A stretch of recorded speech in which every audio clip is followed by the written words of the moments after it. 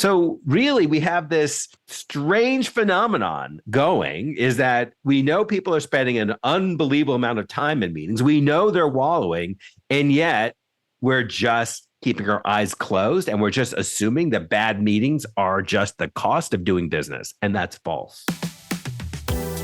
As long as there's been meetings, there's been bad meetings, pointless meetings, unproductive meetings, meetings that make you want to tear your hair out sometimes.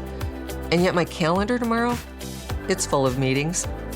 And if we know that our meetings are so bad, why do we keep doing them? And how can we improve them? Welcome to Work Better, a Steelcase podcast where we think about work and ways to make it better. I'm your host, Chris Congdon, and my guest today is Steven Rogelberg. He's the world's leading expert on the science of meetings, and he studies why they're so critical and offers some great advice on how to make the times that we gather more productive. Steven is a professor at University of North Carolina, Charlotte, and he's the author of a new book called Glad We Met: The Art and Science of One-on-One Meetings. And Steven really helped me to think about the importance of those one-on-one sessions and the role that they play with our teams. And we also talk a lot about kind of a new challenge we're all facing, which is virtual meetings. Our research at Steelcase is showing that more people are spending more time in virtual collaboration sessions than they're spending face-to-face. And that's a big change. Steven suggests that our spaces really need to be redesigned to make those meetings work better, and I could not agree more. Here's my conversation with Steven. Welcome to Work Better, Steven. Thank you. It's great to be here. So, Steven, I remember a million years ago watching a video that was called Meetings, Bloody Meetings, and it was hosted by John Cleese from Monty Python, and It was old when I saw it. So it feels like meetings have been a problem for a really long time, and I'm wondering why you think that these are such a challenge to try and solve for. Yeah, humans have been gathering since the beginning of time. Right? This is just what humans do. We gather. But we're at an all-time high for the amount of gathering. You know, my recent data suggests there's around 1 billion meetings a day around the globe.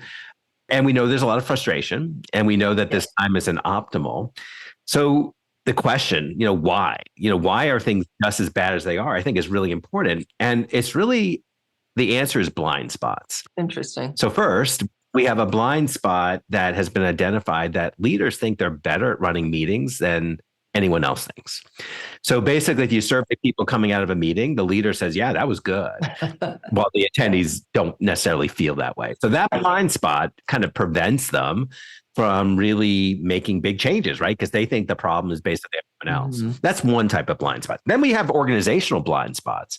If you look at in an organization's engagement survey, right, which is supposed to capture work experience, there's never content on there around meetings. So this whole feedback process where employees can talk about how meetings are going and managers getting feedback on it, that's not happening. That's a second blind spot. Okay. And then a third blind spot is if you look at the various talent and HR practices and organizations, meeting content is not baked in.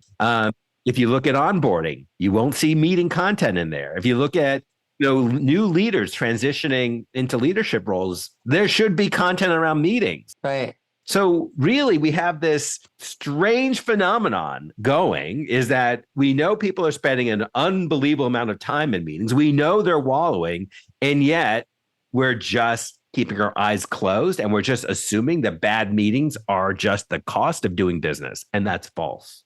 So, Steven, it feels like something happened around the pandemic when people all started working virtually. Like what we've seen in our research, and I think Microsoft has seen a similar kind of pattern of behavior of a lot more shorter duration meetings, that rather than having like the hour or two long meetings, we're starting to have all of these 30 minutes in rapid succession.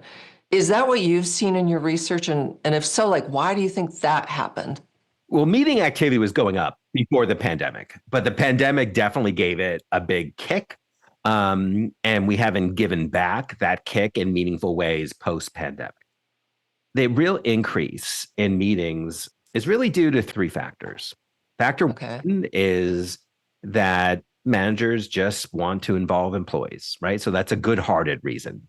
That's one reason. Then we have the not as good, which is it's just so easy to schedule meetings now, take people's time away. So instead of being thoughtful and making good choices, we just schedule a meeting instead. Right. Then there's the third factor. The third factor is a little bit more nefarious.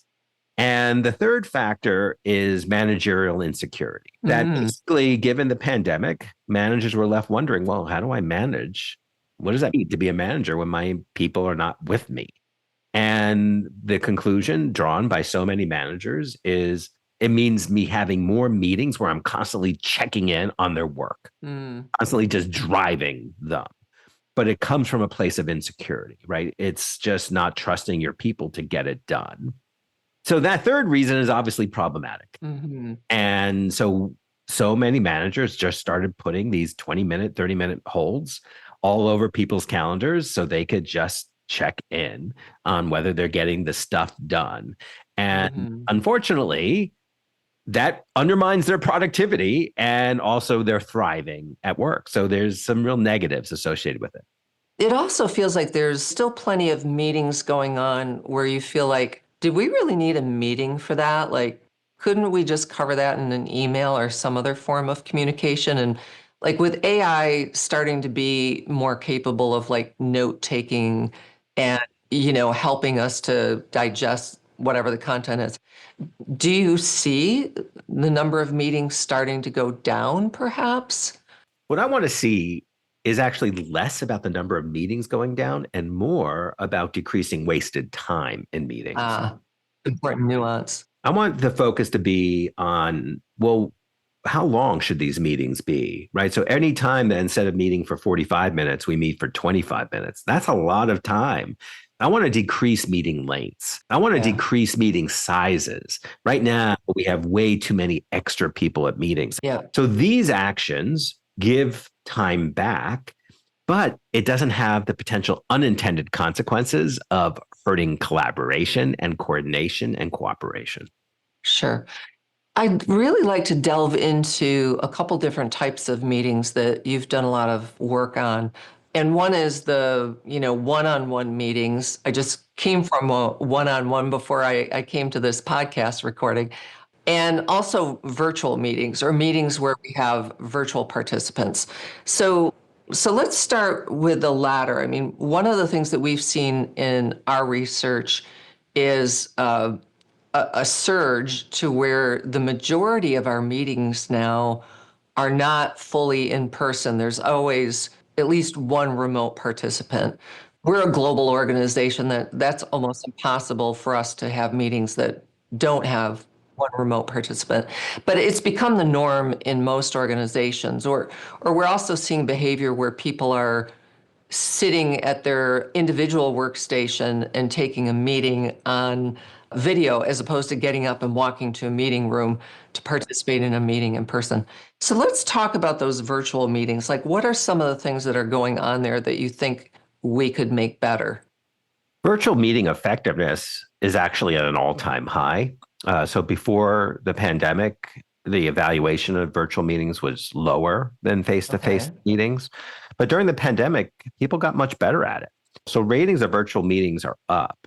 And in many ways, virtual meetings have more promise than face-to-face meetings. Virtual meetings are inherently more democratic in that there's no head of table effects, right? Everyone's box is an equal size and positioned equally around a screen.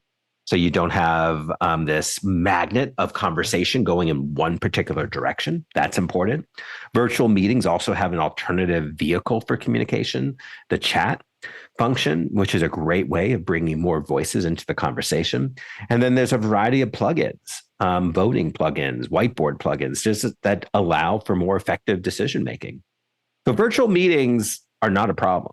Virtual meetings are truly an opportunity. The meeting that's the lowest rated is the hybrid meeting.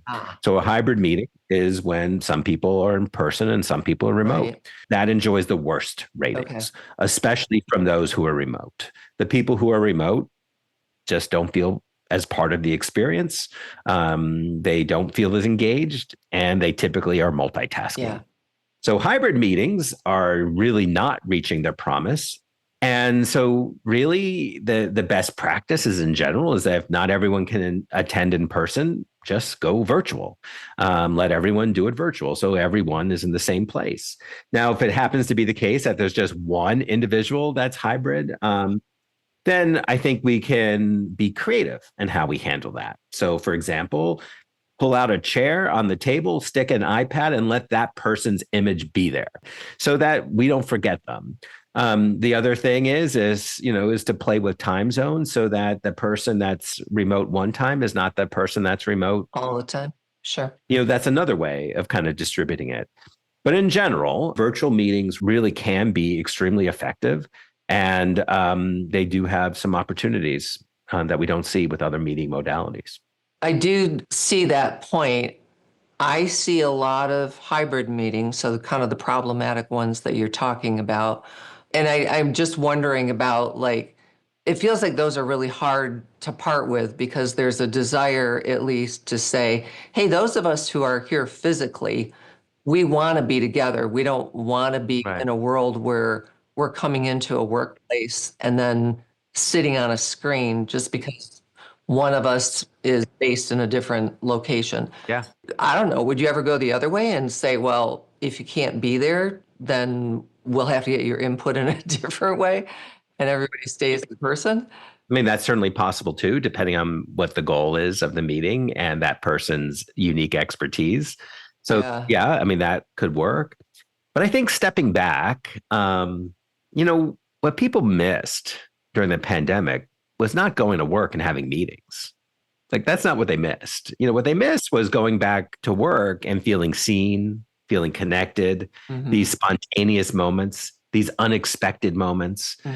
That's what we missed. So as an organization is bringing their people back into work, I think it's important to think differently.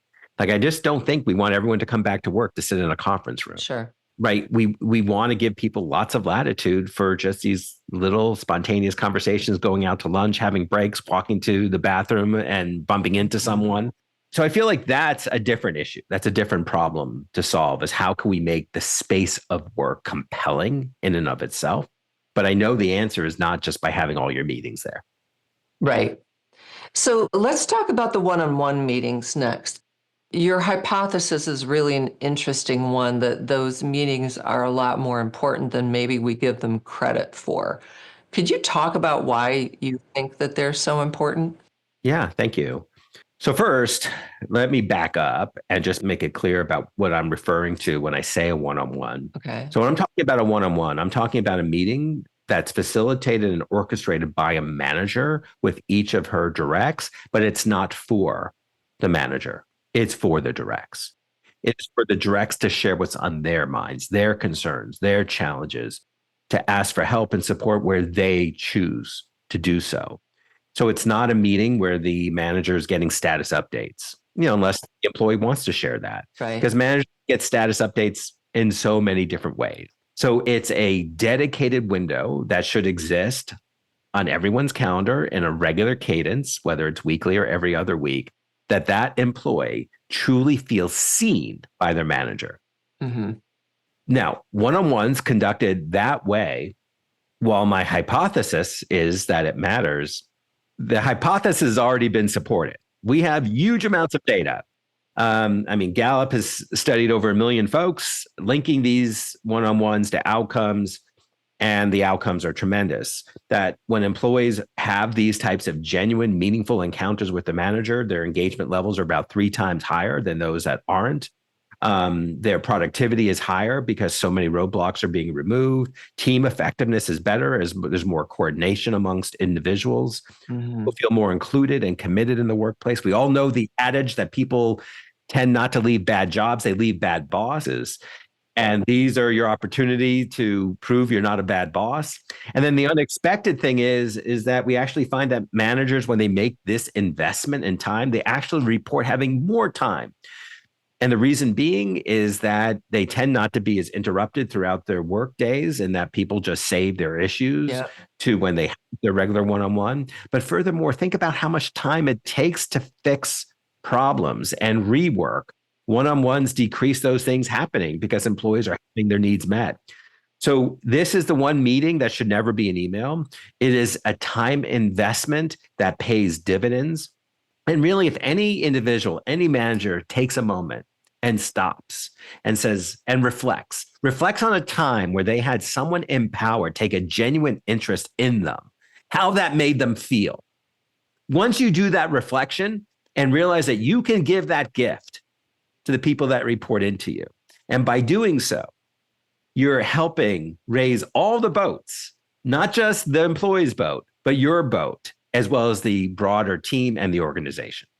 Yeah, I think it's so helpful. And when I think about it, like nobody ever, when I was becoming a new leader, like nobody ever taught me how to have a one-on-one or what to do, how to structure it. So I would say for those of you listening who maybe are wondering if your one-on-ones are as effective as they could be, you might want to pick up Stephen's new book called Glad We Met, The Art and Science of One-on-One Meetings.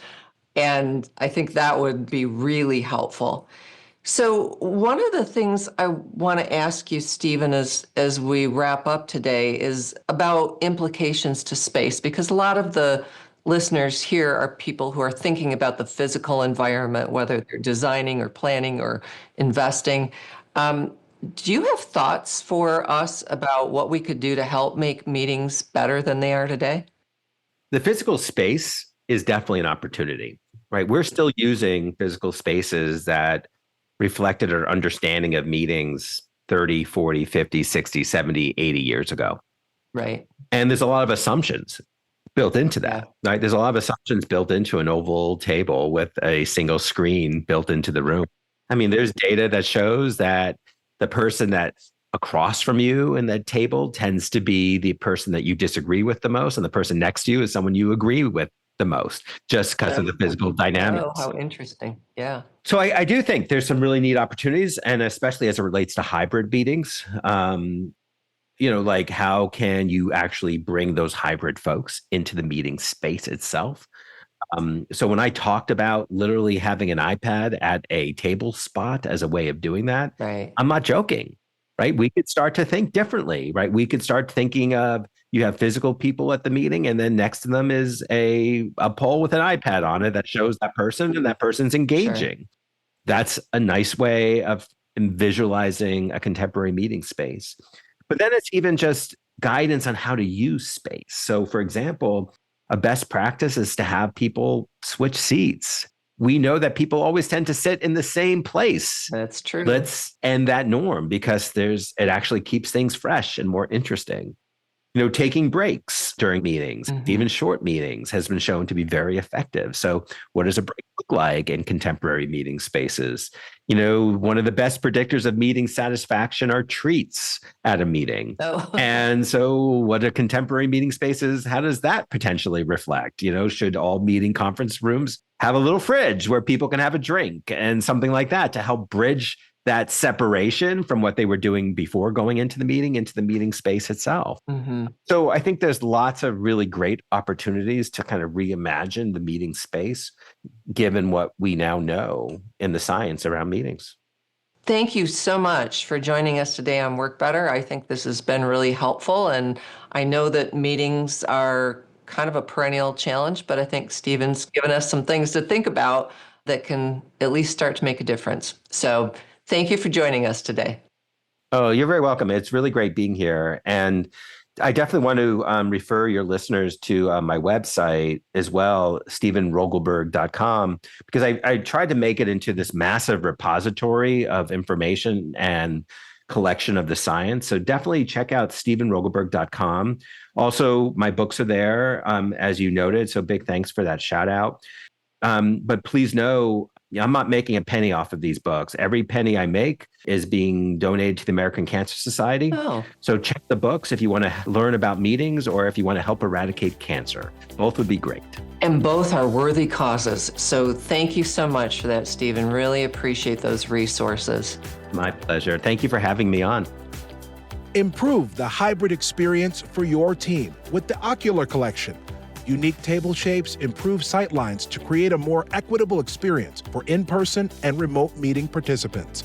Discover the benefits of rethinking your hybrid workspace with Ocular at steelcase.com/ocular. So my takeaway from Stephen is that if we have more effective meetings, whether they're virtual or in person, our days are just going to be more productive, and we're going to leave feeling more satisfied with our work. Like, who doesn't want that, right? If you liked this conversation, check out one that I had with Amy Gallo in Season 2, Episode 1. She is a Harvard Business Review editor and host of the Women at Work podcast, and she talks about building and nurturing relationships at work, even the most difficult ones. So next time, I'm going to be joined by Joaquina Garrido and Susana Quintas, and they're going to help us understand why a sustainable office isn't just about environmental sustainability, it's also about economic sustainability. They're the authors of a new playbook, and that's going to look at how workplace culture can really intersect with our quest for greater sustainability in the workplace. So if you enjoyed today's conversation, don't forget to follow us wherever you listen to podcasts, and please visit us at steelcase.com/research to sign up for our weekly updates on workplace research insights and design ideas delivered right to your inbox. Thanks again for being here, and we hope your day at work tomorrow is just a little bit better. Thanks to everyone who helps make Work Better podcast possible, including our producers Katie Pace, Rebecca Charbauski, Stav Kontis, Chiara Licari, Brandon Lacic, and Celeste Johnson. Creative art direction is by Erin Ellison and Emily Cowdrey. Our editing and sound mixing is by Soundpost Studios. Technical support is by Mark Caswell and Jose Jimenez, and our digital publishing is by Areli, Arellano, and Jordan Marks.